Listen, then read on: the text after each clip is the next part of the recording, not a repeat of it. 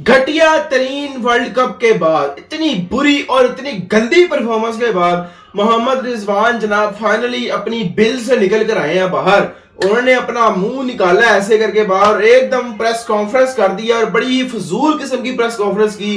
यानी कि मैं उसके कंटेंट पे नहीं जा रहा कि मैं बात करूं कि टाइमिंग पे, यानी कि इस वक्त ये इस तरह की प्रेस कॉन्फ्रेंस करने की क्या जरूरत थी। यानी कि कोई जरूरत नहीं थी यार। एकदम आप जो वो मुंह उठा के आ गए हो, एकदम आप प्रेस कॉन्फ्रेंस कर रहे हैं। आप चलो स्पोर्ट्स से रिलेटेड प्रेस कॉन्फ्रेंस करें। अगर आप स्पोर्ट्समैन हैं, आप स्पोर्ट्स से रिलेटेड प्रेस कॉन्फ्रेंस करने की बजाय आप क्या कर रहे हैं, और बातें कर रहे हैं कि जी मजहब से रिलेटेड उन्होंने बातें की, बड़ी रिलीजन से रिलेटेड बातें की। मैं उन बातों पे नहीं जाता। उनका अपना ईमान है, हमारा अपना ईमान है, उनका अपना सारा सिस्टम है, हमारा अपना सिस्टम है। I don't care about that.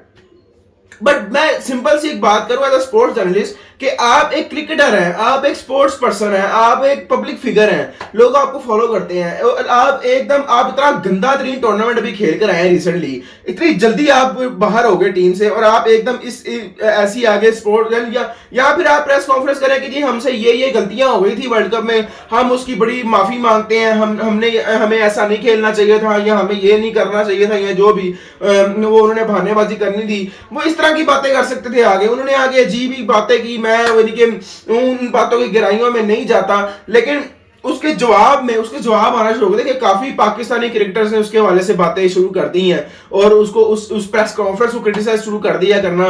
बड़े बल्कि काफी, और पीसीबी चेयरमैन के भी हक में बड़ी बातें की, बड़ी तारीफें की।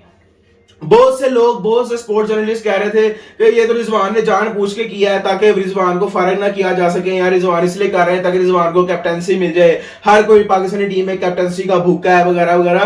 तो उन्होंने कहा जी जिस तरह की मोहसिन नकवी साहब के लिए बातें की गई, कहते जी मोहसिन नकवी साहब के नखरे उठा रहे हैं रिजवान, उनकी तारीफों के पुल बांध रहे हैं जान पूछ के वगैरह वगैरह। इस तरह की भी बातें, बड़ी बहानेबाजी देखने को हमें मिली थी। लेकिन अहमद शहजाद ने जो है ना बड़ा एक सुथरा सा बड़ा अच्छा जवाब दिया, वो मैं आपको पढ़ के सुनाता हूं, आपने सुनना है।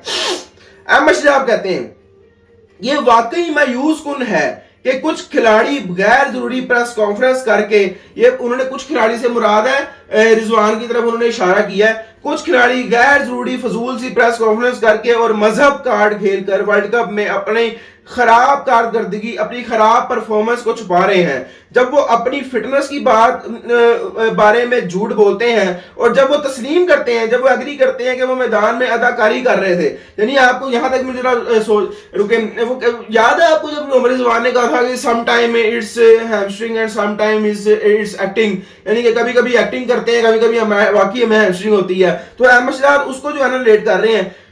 वो मैदान में अदाकारी कर रहे थे तो मजहब कहां जाता है? क्या मजहब आपको दूसरों को धोखा देना और मैदान में झूठ बोलना सिखाता है? आपको मैदान में परफॉर्म करने के लिए पैसे दिए जाते हैं और आप इसकी बजाय टीम में ग्रुप बंदी में शामिल होते हैं। यार ये बात तो उसने वाकई बड़ी ठीक की है। मुझे आप कहता जी आप लोगों को पैसे देते हैं, और ये बात हम भी 2 महीने से कर रहे हैं। जब से हमें पता लगा था कि ग्रुपिंग हुई हुई है टीम में, तब से हम ये बातें कर रहे हैं और हम रो रहे हैं, हम पिट रहे हैं इस टीम के ऊपर।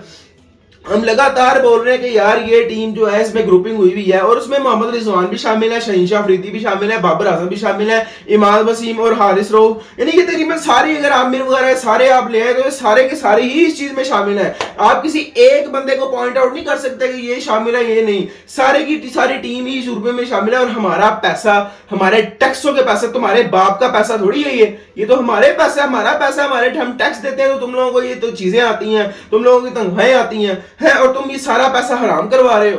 तो ये उनकी वाकई बात ठीक है। उन्होंने कहा जी पैसे दिए जाते हैं और आप इसकी बजाय टीम में ग्रुप बंदी में शामिल हो जाते हैं।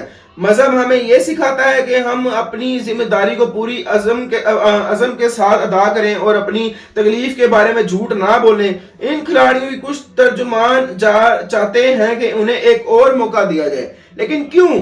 वो कह रहे हैं जो ग्रुपिंग वगैरह में शामिल थे ये लोग चाहते हैं, ऐसे खिलाड़ी रिजवान वगैरह लोग, शादाब खान, इफ्तिखार अहमद, ये सारे चाहते हैं कि हमें एक और मौका दिया जाए, यानी कि उनको टीम में खिलाने का एक और मौका दिया जाए। लेकिन वो कहते हैं क्यों? ये पाकिस्तान की टीम है और ये इनके घर की टीम नहीं है।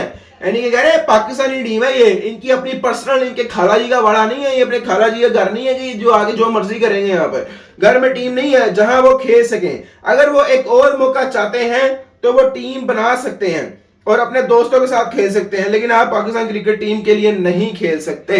ये अहमद शहजाद ने बात की और मुझे वाकई ये बात पर्सनली बहुत पसंद आई और वाकई उन्होंने सही बात की। देखिए रिजवान साहब, आप खुद वाकई बात सही है। आप बताएं, आप ये भी तो एक तरह से ग्राउंड में झूठ ही बोल रहे हैं ना।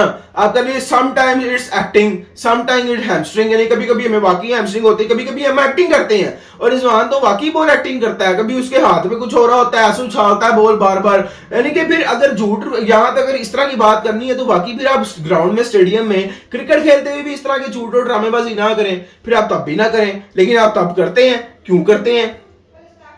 सवाल है कि नहीं है? और सबसे मुझे इसमें सबसे अच्छी जो अहमद शहजाद का रिप्लाई किया दिया ना, और वो मुझे बहुत पसंद आया अहमद शहजाद का रिप्लाई। अहमद शहजाद कहते हैं कि यार ये तुम्हारे बाप का पैसा नहीं है, तुम्हारा पैसा नहीं है, ये हमारी अवाम का पैसा है। तुम लोगों को अवाम की जेबों से टैक्स कट करके तुम लोगों की तनख्वाहें आती हैं, और तुम लोग जो हो वो अब जो तुम लोगों को जिस चीज के पैसे दिए जाते हैं तुम लोग वो काम नहीं करते, अपना काम नहीं करते और टीम में ग्रुप बंदी करते हो, ग्रुपिंग करके टीम में आप आगे लेकर जाते हो टीम के, इस तरह टीम आगे जाती है।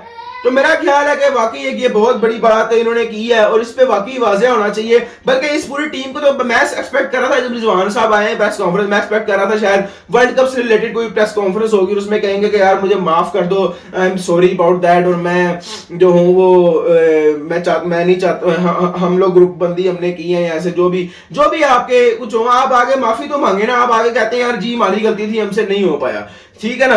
लेकिन आप में इतना गरूर और इतना एटीट्यूड आ गया हुआ है कि आप लोगों ने जरा सी भी जो है ना वो इतनी हिम्मत नहीं कर सके। वो शादाब खान को देखो जरा, दुनिया उसको सर पे चढ़ाने लग गई है। शादाब खान ने एक हैट्रिक कर लिया लंका प्रीमियर लीग में, आप उसका सारा अब 3 हैट्रिक का एक हैट्रिक का कर ली, 3 विकेटें का ले लिया, आप उसके पिछले 3 साल की परफॉर्मेंस ही भूल गए। इंटरनेशनल में 0 परफॉर्मेंस है शादाब खान की। शादाब खान एक मेन रीजन है जिसकी वजह से हम लोग वर्ल्ड कप भी हारे, हम लोग हर ट्रॉफी हारे, हम लोग उसकी परफॉर्मेंस की वजह से। अब उसने ना कभी परफॉर्म किया ना वो कभी आगे इंटरनेशनल में परफॉर्म करेगा।